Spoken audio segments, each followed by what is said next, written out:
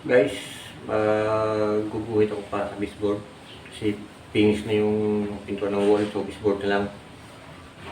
Gamit ko guys, lapis saka isa color. Tapos itong ano, ito ako ng paint brush para umabot sa 4 inches. Kasi pag nilibil ko to guys, pa-slope siya. Yung libilado, palapad ng palapad doon. So ngayon susundin ko kasi maganda naman yung pagka bit ng pebbles dito. So hihilahin ko na lang itong ano. Patungan ko ng lapis. Pintura. Sabay-sabay naman yun. Okay. Okay ito. Diretso siya.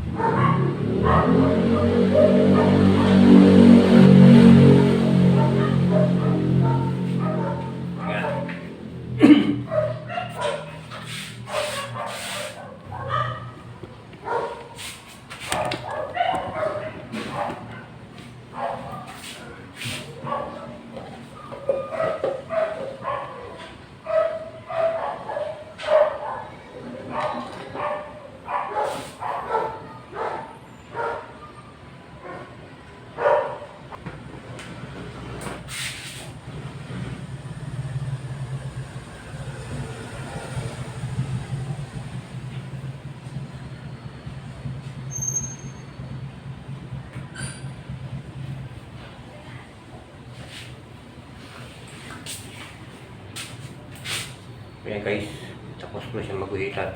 So mag-umpisa na ako ngayon mag-baseboard. So guys, mag-umpisa na ako ngayon mag-pintura sa baseboard. Para sa first coat kasi double coat naman ito eh.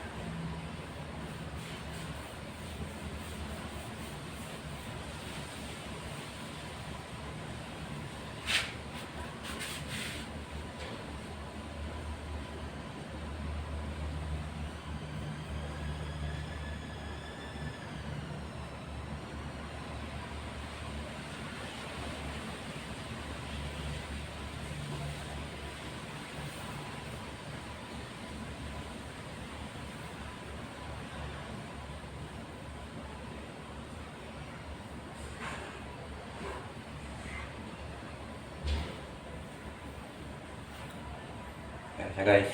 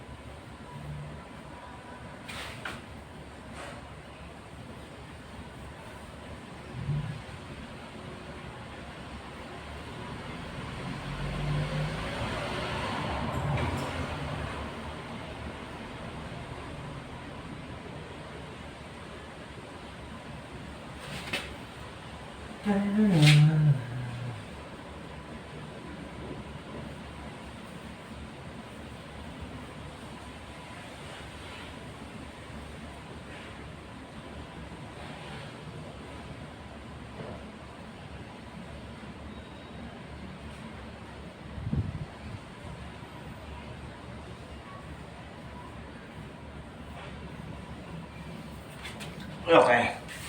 So, siya. Guys, diba? Siya. So, papunta mo naman sa may main door. Yan siya guys. Linis na kagad yung baseboard natin. Ka-double coat na rin yan. Yan. Linis na guys. Lilinis na lang ako. Ito.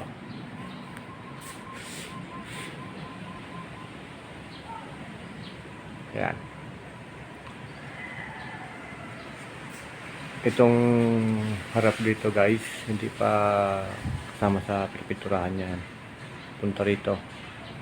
Yan. Pati yung gate. Ayusin yan. Itong ano lang muna, buong diretso ng garahe. Ano muna guys. Ilalagay ko na lang yung tornilyo sa ilaw. Bukilya niya. Okay. Na. Mission accomplished tayo guys. Linis na lang. Okay na. Okay na. Ayan na siya guys. Finish na natin yung garahe. Ayan. Finish na. Ayan. Punta doon. Sulok. Mga baseboard.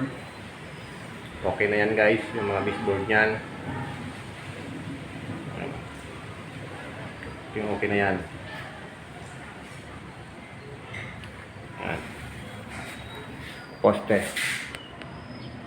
Biga. Ayan. Ceiling, nakabit na rin yung bukilya. Mission accomplished tayo ngayon guys. Yan yung mga gamit pa din naman. Okay. Yan. Yung sa bintana ngayon guys na kahoy na may bakbak ang pintura. Papalitan ka ng sliding yan eh. Kaya hindi na pinagalaw yan. Yan. Okay na guys. Tapos na siya. Mission accomplished. So yun guys, tapos na ako dito sa kong socket. Napinis na siya lahat. Maraming salamat nga pala guys sa inyong nasakong suporta sa aking mountain channel.